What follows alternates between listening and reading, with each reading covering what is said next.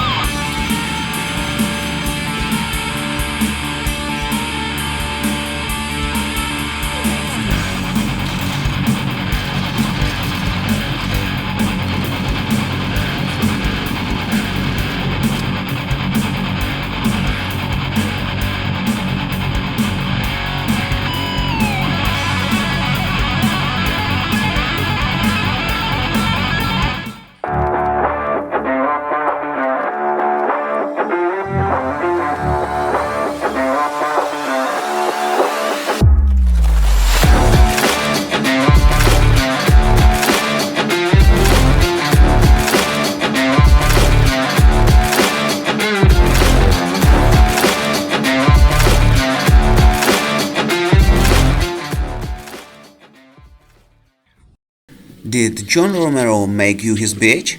Probably not. Released in 2000, the game was supposed to revolutionize gaming history, but it didn't. The expectations were so high that the disappointment was even higher. Daikatana became synonymous with disappointment, and it was one of the most hated games in the history.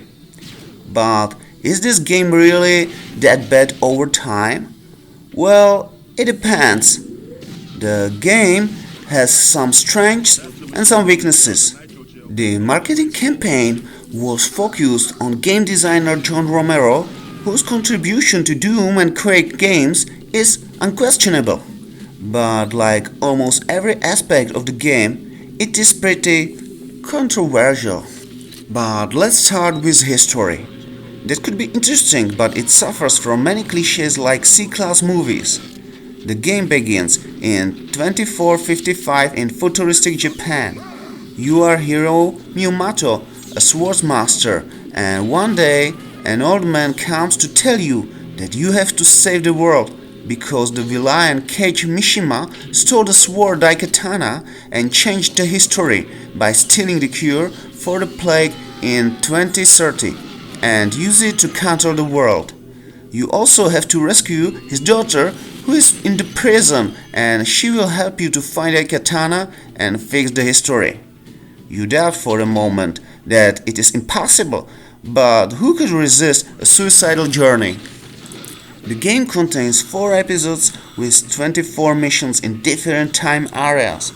That being said, the first episode takes place in the far future and is absolutely the worst of them. In the beginning, you have to wade through swamps and marshes. Your main enemies are mechanical mosquitoes, frogs, and crocodiles. After a few missions, nothing gets better. You have to travel through the sewers and the prison, and you will finally find your new teammate, Superfly Johnson. Nothing worse can happen to you. Your psychics are completely stupid, and you always have to check if they are stuck somewhere.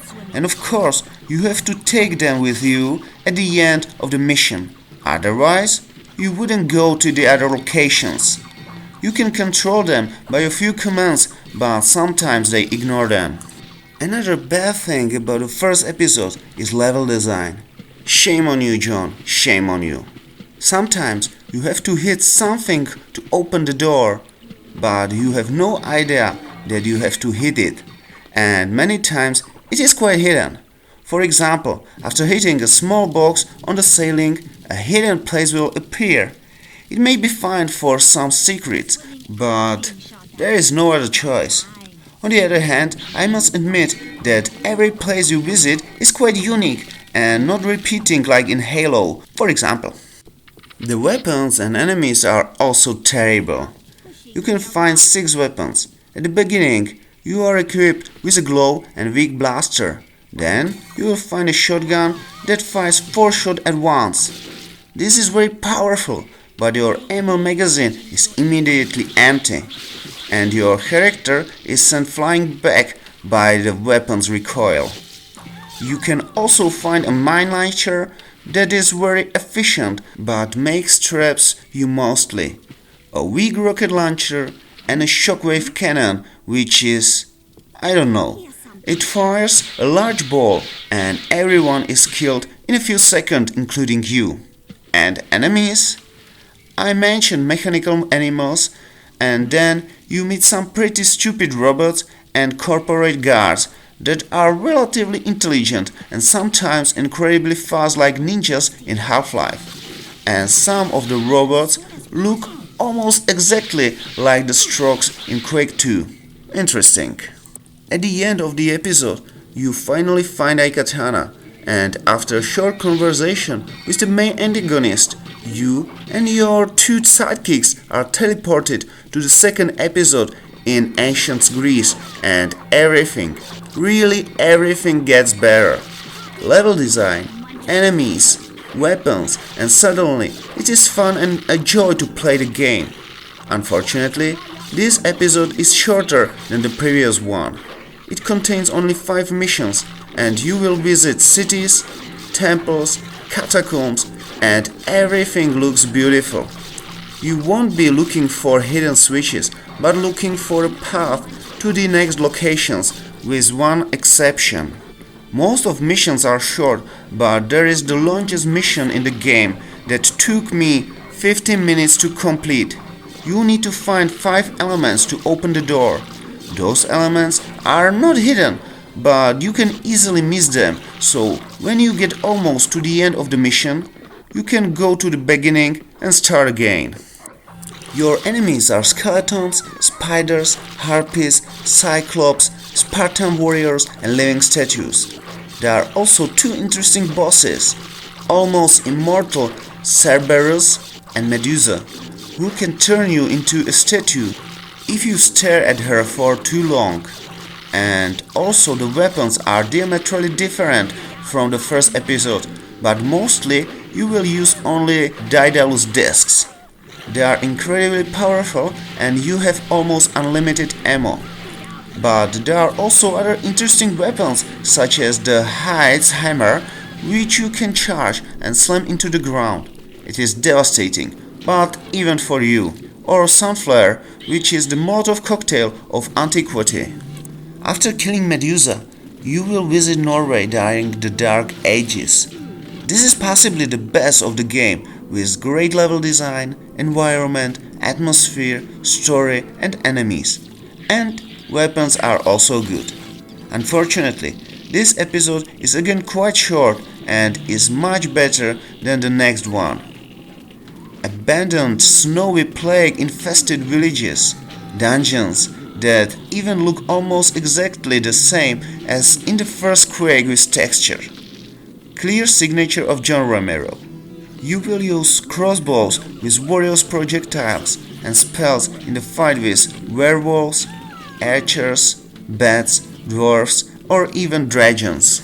The last episode takes place in 2030 in San Francisco, and you and your friends are in a ruined Alcatraz, and you have to escape and fight Mishima to finally kill him.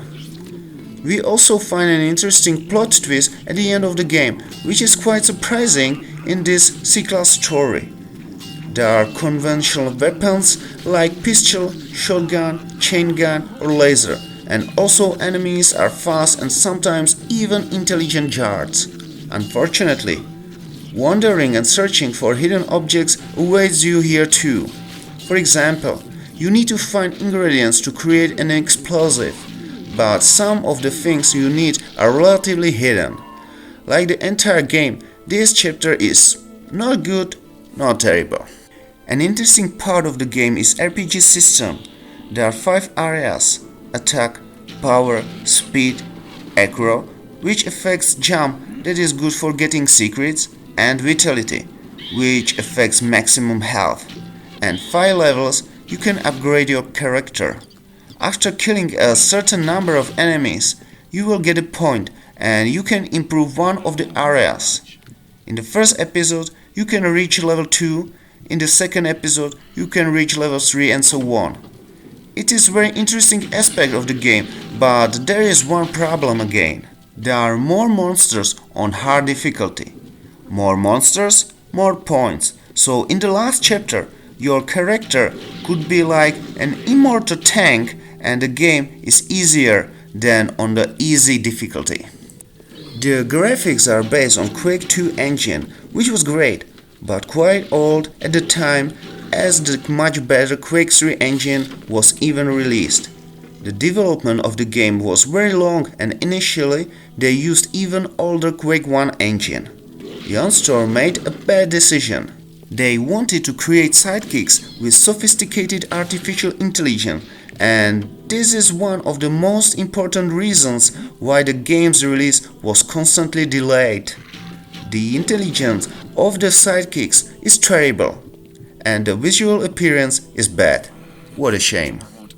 On the other hand, the background music is great, well, except for the first episode where everything is wrong, and nicely complements the atmosphere of the game. An unofficial patch was released in 2014 that fixes some bugs and improves the game's graphics and loading. You can even customize your sidekicks.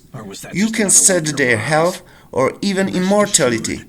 Set them to teleport at the end of the mission, set them friendly fire, or even turn them off.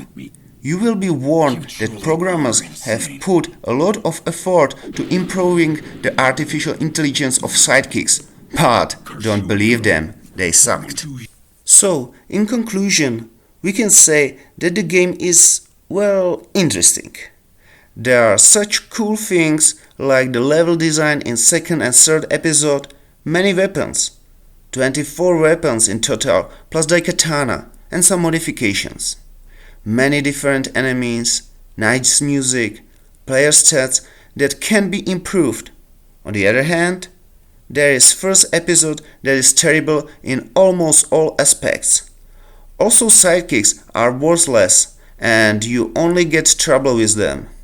And there are also critical bugs like pressing buttons in one mission causing them to move to the left instead of being pressed, and the corresponding action was not being triggered.